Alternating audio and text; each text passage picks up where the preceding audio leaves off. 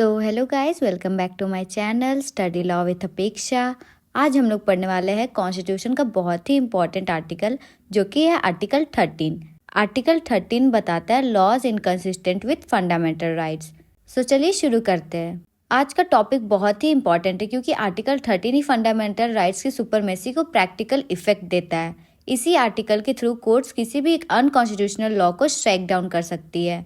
सबसे पहले article 13 clause 1 समझते हैं। आर्टिकल 13 क्लॉज 1 कहता है कि जो भी लॉज कॉन्स्टिट्यूशन के कमेंसमेंट से पहले इंडिया में इन्फोर्स थे, अगर वो पार्ट 3 के फंडामेंटल राइट से इनकंसिस्टेंट है तो वो उतनी एक्सटेंट तक वॉइड हो जाएंगे जितनी एक्सटेंट तक इनकंसिस्टेंसी है। यहाँ दो इम्पॉर्टेंट बातें समझनी है।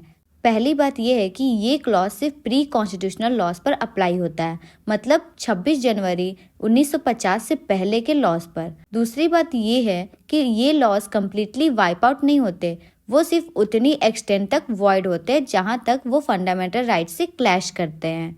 आर्टिकल 13 क्लॉज 1 प्रोस्पेक्टिव नेचर का है। इसका मतलब ये रेट्रोस्पेक्टिवली अप्लाई नहीं होते। कॉन्स्टिट्यूशन के आने से पहले जो एक्शन हो चुके हैं उन पर इसका इफेक्ट नहीं पड़ेगा। इस बात को सुप्रीम कोर्ट ने Keshava Madhavan Menon versus state of Bombay 1951 में क्लैरिफाई किया। इस केस में एक प्री कॉन्स्टिट्यूशन लॉ के अंडर प्रोसिक्यूशन स्टार्ट हुआ था और ऑफेंस भी कॉन्स्टिट्यूशन से पहले कमिट हुआ था। कोर्ट ने कहा कि आर्टिकल 13 क्लॉज 1 रेट्रोस्पेक्टिव नहीं है, इसलिए प्रोसीडिंग्स वैलिड रहेंगे। अब आते हैं आर्टिकल 13 क्लॉज 2 पर। आर्टिकल 13 क्लॉज 2 कहता है कि स्टेट कोई भी ऐसा लॉ नहीं बनाएगा जो फंडामेंटल राइट को टेक अवे या एब्रिज करे। अगर कोई लॉ बनाया जाता है जो फंडामेंटल राइट्स वायलेट करता है तो वो उतनी एक्सटेंट तक वॉइड होगा जितनी एक्सटेंट तक वायलेशन है। ये क्लॉज पोस्ट कॉन्स्टिट्यूशन लॉज पर अप्लाई होता है, मतलब पार्लियामेंट और स्टेट लेजिस्लेचर दोनों पर रेस्ट्रिक्शन लगता है कि वो फंडामेंटल राइट के अगेंस्ट लॉ पास नहीं कर सकते।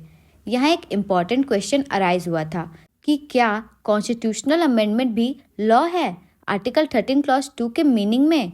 Golaknath versus state of Punjab 1971 में सुप्रीम कोर्ट ने कहा कि कॉन्स्टिट्यूशनल अमेंडमेंट भी आर्टिकल 13 क्लॉज 2 के अंडर लॉ है, इसलिए पार्लियामेंट फंडामेंटल राइट अमेंड नहीं कर सकती। लेकिन बाद में Kesavananda Bharati versus state of Kerala 1973 में कोर्ट ने इस व्यू को रिवर्स कर दिया। कोर्ट ने कहा कि कॉन्स्टिट्यूशनल अमेंडमेंट आर्टिकल 13 क्लॉज 2 के अंडर लॉ नहीं है। पार्लियामेंट फंडामेंटल राइट अमेंड कर सकती है, लेकिन कॉन्स्टिट्यूशन के बेसिक स्ट्रक्चर को डिस्ट्रॉय नहीं कर सकती। ठीक है, अब हम लोग आते हैं आर्टिकल 13 क्लॉज 3 पर। आर्टिकल 13 क्लॉज 3 में लॉ शब्द में बहुत वाइड मीनिंग दिया गया है। इसमें इंक्लूड होते हैं ordinance, order, bye law, rule, regulation, notification, custom या usage having force of law. इसका मतलब सिर्फ लेजिस्लेचर के बनाए हुए स्टैट्यूट्स ही नहीं, बल्कि सब ऑर्डिनेट लेजिस्लेशन और इवन कस्टम भी फंडामेंटल राइट के टेस्ट पर चेक किया जा सकता है। अब बात करते हैं जुडिशियल रिव्यू की। जुडिशियल रिव्यू का मतलब होता है कोर्ट्स की पावर की वो किसी लॉ या एग्जीक्यूटिव एक्शन की वैलिडिटी एग्जामिन करे और अगर वो कॉन्स्टिट्यूशन के अगेंस्ट हो तो उसे अनकॉन्स्टिट्यूशनल डिक्लेयर कर दे। ये कॉन्सेप्ट लिमिटेड गवर्नमेंट और कॉन्स्टिट्यूशनल सुपरमेसी पर बेस्ड है। कॉन्स्टिट्यूशन सुप्रीम है। अगर कोई ऑर्डिनरी लॉ कॉन्स्टिट्यूशन से इनकंसिस्टेंट है तो वो वॉइड डिक्लेयर किया जाएगा। जुडिशियल रिव्यू का ओरिजिन अमेरिका में मार्बरी वर्सेस मेडिसन 1803 केस में माना जाता है। इस केस में विलियम मार्बरी को जस्टिस ऑफ पीस अपॉइंट किया गया था प्रेसिडेंट जॉन एडम्स के द्वारा, लेकिन नई गवर्नमेंट आने के बाद उसका कमीशन डिलीवर नहीं हुई। मार्बरी ने सुप्रीम कोर्ट में रिट ऑफ मैंडेमस के लिए अप्रोच किया। चीफ जस्टिस जॉन मार्शल ने हेल्ड किया कि जुडिशरी एक्ट 1789 का सेक्शन 31 अनकॉन्स्टिट्यूशनल है क्योंकि वो सुप्रीम कोर्ट की ओरिजिनल जुरिस्डिक्शन को कॉन्स्टिट्यूशन से ज्यादा एक्सपेंड करता है। कोर्ट ने लॉ को वॉइड डिक्लेयर कर दिया। इसी केस से जुडिशियल रिव्यू का प्रिंसिपल एस्टैब्लिश हुआ। इंडिया में जुडिशियल रिव्यू एक्सप्रेस प्रोविजन के थ्रू दिया गया है। आर्टिकल 13, आर्टिकल 32 और आर्टिकल 226 कोर्ट्स को पावर देते हैं अनकॉन्स्टिट्यूशनल लॉज को स्ट्राइक डाउन करने की। अगर एक्सप्रेस प्रोविजन भी ना होता तब भी कॉन्स्टिट्यूशनल सुपरमेसी के प्रिंसिपल के कारण कोर्ट के पास ये पावर होती। अब प्री कॉन्स्टिट्यूशनल लॉज को फिर से समझते हैं। आर्टिकल 13 क्लॉज 1 के अंडर प्री कॉन्स्टिट्यूशनल लॉज जो फंडामेंटल राइट से इनकंसिस्टेंट है वो 26 जनवरी 1950 से वॉइड हो जाते हैं, लेकिन वो वॉइड एब इनिशियो नहीं होते, मतलब उनका पास्ट ऑपरेशन वैलिड माना जाएगा। ये बात केशव माधवन मेनन केस में कंफर्म हुई थी। सो नाउ अब हम आते हैं डॉक्ट्रिन ऑफ सेवरेबिलिटी पर। जब किसी स्टैट्यूट का एक पार्ट अनकॉन्स्टिट्यूशनल डिक्लेयर होता है तब क्वेश्चन उठता है कि क्या पूरा एक्ट वॉइड होगा या सिर्फ offending part. Doctrine of severability कहता है कि अगर अनकॉन्स्टिट्यूशनल पार्ट को बाकी एक्ट से सेपरेट किया जा सकता है तो सिर्फ वो पार्ट वॉइड होगा, बाकी वैलिड पोर्शन कंटिन्यू रहेगा।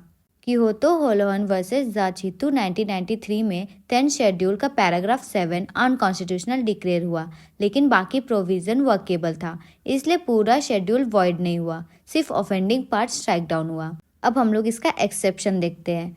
एक्सेप्शन ये है कि अगर वैलिड और इनवैलिड पार्ट इतने क्लोजली कनेक्टेड है कि उन्हें सेपरेट नहीं किया जा सकता था तो पूरा एक्ट वॉइड हो जाएगा। मेन टेस्ट ये है कि क्या रिमेनिंग पार्ट इंडिपेंडेंटली फंक्शन कर सकता है या नहीं। सो गाइस, मैंने डॉक्ट्रिन ऑफ एक्लिप्स और डॉक्ट्रिन ऑफ सेवरेबिलिटी दोनों को बहुत डिटेल में एक्सप्लेन किया और नोट्स के साथ एक्सप्लेन किया है, तो आप उसको अलग से देख सकते हो कॉन्स्टिट्यूशन के प्लेलिस्ट में जाकर। सो अब हम लोग देखते हैं doctrine of eclipse. Doctrine of eclipse का मतलब है कि जो लॉ फंडामेंटल राइट्स वायलेट करता है वो कम्प्लीटली डेड नहीं होता, वो अनफोर्सिएबल या डोरमेट हो जाता है। वो फंडामेंटल राइट के द्वारा ओवरशैडो हो जाता है लेकिन वाइप आउट नहीं होता। ऐसे लॉज वैलिड रहते हैं पास्ट ट्रांजैक्शन के लिए, कॉन्स्टिट्यूशन से पहले एक्वायर किए गए राइट के लिए और नॉन सिटीजन के अगेंस्ट जहां रिलेवेंट फंडामेंटल राइट अप्लाई नहीं होता। सो नाउ केसेस देखते हैं। Bhikaiji versus state of MP 1955 में एक लॉ मोटर ट्रांसपोर्ट में स्टेट मोनोपोली क्रिएट करता था। कॉन्स्टिट्यूशन के बाद वो आर्टिकल 19 क्लॉज 1 सब क्लॉज जी वॉयलेट करता था और वॉइड हो गया। बाद में आर्टिकल 19 क्लॉज 6 अमेंड हुआ जिसमें स्टेट मोनोपोली अलाउ की गई। कोर्ट ने कहा कि अमेंडमेंट ने एक्लिप्स रिमूव कर दिया और लॉ रिवाइव हो गया। ठीक है। पोस्ट कॉन्स्टिट्यूशन लॉज के कॉन्टेक्स्ट में state of Gujarat versus Ambika mills 1974 में कोर्ट ने कहा कि अगर post constitution law article 19 violate करता है तो वो सिटीजन के लिए वॉइड होगा, लेकिन क्योंकि आर्टिकल 19 सिर्फ सिटीजन को मिलता है वो लॉ नॉन सिटीजन पर अप्लाई हो सकता है, इसलिए एब्सोल्यूट नलिटी का डॉक्ट्रिन हर सिचुएशन में अप्लाई नहीं होता। ठीक है। अब एक और डॉक्ट्रिन है जो कि है डॉक्ट्रिन ऑफ वेवियर। वेवियर का मतलब होता है वॉलंटरली अपना लीगल राइट छोड़ देना। सो क्वेश्चन ये था कि क्या कोई पर्सन अपने फंडामेंटल राइट्स वेव कर सकता है। बसीशर नाथ वर्सेस इनकम टैक्स कमिश्नर 1959 में पिटिशनर ने एक टैक्स सेटलमेंट एक्सेप्ट किया था जो बाद में अनकॉन्स्टिट्यूशनल लॉ के अंडर था। गवर्नमेंट ने आर्ग्यू किया कि उसने अपने राइट्स वेव कर दिए। सुप्रीम कोर्ट ने यहाँ ये हेल्ड किया कि फंडामेंटल राइट्स वेव नहीं किए जा सकते, ये सिर्फ इंडिविजुअल के बेनिफिट के लिए नहीं बल्कि पब्लिक गुड के लिए होते हैं, इसलिए कोई भी एग्रीमेंट जो फंडामेंटल राइट वॉयलेट करता है वो इनवैलिड होगा। सो हमने ये समझा कि आर्टिकल 13 फंडामेंटल राइट की सुपरमेसी इस्टेब्लिश करता है और जुडिशियल रिव्यू का बेस प्रोवाइड करता है। ये इंश्योर करता है कि प्री कॉन्स्टिट्यूशन लॉज इनकंसिस्टेंट होने पर उतनी एक्सटेंट तक वॉइड हो जाए, पोस्ट कॉन्स्टिट्यूशन लॉज जो फंडामेंटल राइट वॉयलेट करे वो वॉइड हो जाए। ठीक है, शुरू से ही कोर्ट के पास पावर हो अनकॉन्स्टिट्यूशनल लॉज को स्ट्राइक डाउन करने की। So doctrine of severability, doctrine of eclipse और डॉक्ट्रिन ऑफ वेवियर ये क्लैरिफाई करते हैं कि अनकॉन्स्टिट्यूशनल लॉज को कैसे ट्रीट किया जाएगा और कैसे फंडामेंटल राइट की प्रोटेक्शन इंश्योर की जाएगी। इसी तरह आर्टिकल 13 कॉन्स्टिट्यूशनल लॉ का बैकबोन माना जाता है जब बात आती है फंडामेंटल राइट की प्रोटेक्शन की। आज के लिए बस इतना ही, मिलते हैं नेक्स्ट वीडियो में। अगर आपको वीडियो पसंद आया हो तो लाइक और सब्सक्राइब ज़रूर करना और प्लीज़ बेल आइकन दबा देना, नोटिफिकेशन अलाउ रखना ताकि नेक्स्ट वीडियो में जब मैं अपलोड करूं तो आपके पास नोटिफिकेशन चला जाए। Thank you.